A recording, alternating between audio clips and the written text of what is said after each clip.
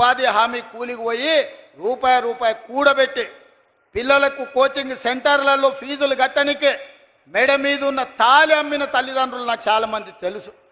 వాళ్ళ కష్టాలు తీరాలని, వాళ్ళ పిల్లలు పీజీలు పిహెచ్డీలు చదవాలని, డాక్టర్లు లాయర్లు కావాలని, తమ జీవితాలలో వెలుగు రావాలని కోట్లాది మంది పేదలు గ్రామాలలో కలలు కన్నారు.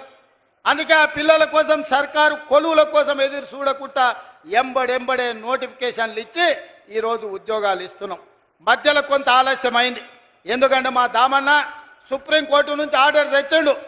మాదిగా ఉపకులాల వర్గీకరణ జరగాలని సుప్రీంకోర్టు ఆదేశం ఇచ్చింది. నేను నోటిఫికేషన్లు ఇస్తే సమాజానికి నష్టం జరుగుతుందని మా సంపత్ కుమార్ చెప్పిండు. అయితే ఇది అమలు చేసి నోటిఫికేషన్ ఇస్తా 6 నెలలు ఆలస్యమైంది, మా మాదిగ సోదరులకు న్యాయం చేస్తా అని చెప్పి చట్టం చేసి ఇవాళ 1000 కొలువులు మళ్ళా నోటిఫికేషన్లు ఇవ్వడానికి ముందుకు వచ్చినాం. 2.5 సంవత్సరాలు తీరే లోపల 1,00,000 కొలువులు ఇచ్చే బాధ్యత మా ప్రజాపాలనది, మా వేదిక మీద ఉన్న ఎమ్మెల్యేలది, మంత్రులదని నేను ఇవాళ చెప్పదలుచుకున్నా. ఇవాళ అదే కాదు, ఇవాళ ఈ చట్రోలు గ్రామానికి వచ్చినా అంటే యంగ్ ఇండియా ఇంటిగ్రేటెడ్ స్కూల్ అక్క స్కూల్లో బడికి సున్నమేనికే 2 లక్షలు ఇచ్చినోడు లేడు. కానీ ఈ కొల్లాపురి అడవి ప్రాంతంలో ఉన్న మా సోదరులు చదువుకోవాలి, ఈ దేశానికే తలమానికంగా మారాలని 200 కోట్ల రూపాయలతోని 25 ఎకరాలలో ఇవాళ యంగ్ ఇండియా ఇంటిగ్రేటెడ్ స్కూల్ ఈడ ప్రారంభించుకున్నాం. ఈ సభ జరిగిన ప్రాంగణంలోనే రేపు పాఠశాల కట్టబోతున్నాం. సంవత్సరంన్నర తిరిగే లోపల ఈడ అద్భుతమైన హైటెక్ సిటీ పక్కన ఐటీ కంపెనీల కంటే గొప్పగా young India integrated residential school కట్టి మళ్ళా ఇక్కడికి వస్తా, ఆ పిల్లల్ని కలుస్తా, ఆ పిల్లలకి చెబుతా, మీ కొల్లాపూర్ కోసం మీ ఎమ్మెల్యే గారు మీ మంత్రి గారు నన్ను అడిగి కొట్లాడి జట్రోల్కి యంగ్ ఇండియా రెసిడెన్షియల్ స్కూల్ తీసుకొచ్చిండు. వాటిని కట్టండి, ఇందులో చదువుకోండి, మీ సోదరుడిగా నేనున్నా మీ అభివృద్ధి పదాన్ని నడిపించడానికని.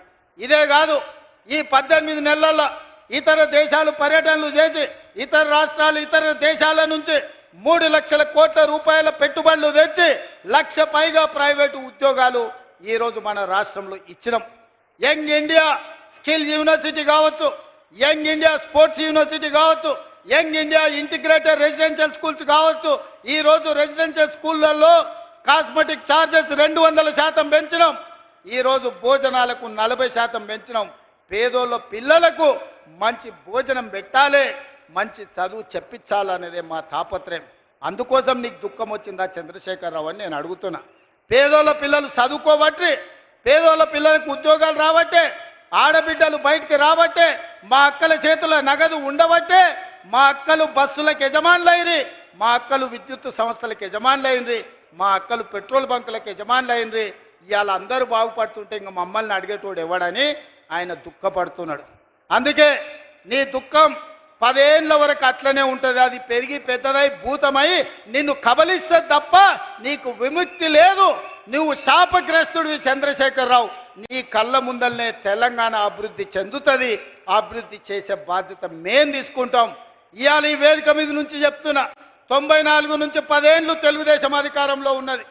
2004 నుంచి 2014 వరకు 10 ఏళ్ళు కాంగ్రెస్ అధికారంలో ఉన్నది రాజశేఖర రెడ్డి నాయకత్వంలో. 2014 నుంచి 2024 వరకు చంద్రశేఖరరావు ఈ తెలంగాణ రాష్ట్రానికి బీఆర్ఎస్ అధికారంలో ఉన్నది. 2024 నుంచి 2034 వరకు రాసుకో చంద్రశేఖరరావు. నీ డైరీలో కాదు, నీ గుండెల్లో రాసుకో. నీ కొడుకు గుండె మీద రాయి. 2034 వరకు ఈ సోదరుడు పాలమూరు బిడ్డ తెలంగాణకు ముఖ్యమంత్రిగా ఉంటాడు. పాలమూరు నుంచే ప్రజా ప్రభుత్వాన్ని నడుపుతాం. ఇది నా మాట. నువ్వు నీ గుండెల్లో రాసుకో చంద్రశేఖరరావు. పాలమూరు నుంచే శాసనం చేస్తాం. పాలమూరు నుంచే శాసనసభను నడిపించే బాధ్యత నేను తీసుకుంటా. నువ్వు దుఃఖం వస్తుందో, బాయిలో దుంకుతావో, పెట్రోల్ పోసుకొని తగిలబెట్టుకుంటావో అది నీ ఇష్టం. కాకపోతే నా కోరిక ఒక్కటే, నువ్వు అసెంబ్లీకి రావాలి, అపోజిషన్లో కూర్చోవాలి, మేము చేసే మంచి పనులు చెప్తుంటే నువ్వు కుమిలి ఏడవాలి. అందుకే నేను అసెంబ్లీకి పిలుస్తున్నా. నువ్వు చేసిన ద్రోహం ఏందో, నువ్వు చేసిన అన్యాయం ఏందో, నువ్వు పాలమూరుకు మొత్తం ఎడారిగా మార్చిందేందో నువ్వు కట్టకుట్ట వదిలిన పాలమూరు రంగారెడ్డి కల్వకుర్తి భీమా నెట్టంపాడు కోయిల్ సాగర్ ఈ ప్రాజెక్టులన్నింటిని పూర్తి చేసే బాధ్యత నేను తీసుకుంటా. తుమ్మిడిఎట్టి దగ్గర నుంచి నీళ్లు తీసుకొస్తా. రంగారెడ్డి జిల్లా వికారాబాద్ చేవెళ్ళ తాండూరు పరిగికి నీళ్ళు ఇచ్చే బాధ్యత నేను తీసుకుంటా. ఆంధ్రప్రదేశ్ ముఖ్యమంత్రి గారు కూడా విజ్ఞప్తి చేస్తున్నా. మీరు విఘ్నులు, మీరున్నప్పుడే మొదలుపెట్టారు కల్వకుర్తి. మీరు ముఖ్యమంత్రిగా ఉన్నప్పుడే ఈ జిల్లాల భీమా నెట్టంపాడు కోయిల్ సాగర్ ప్రాజెక్టులు వచ్చినాయి.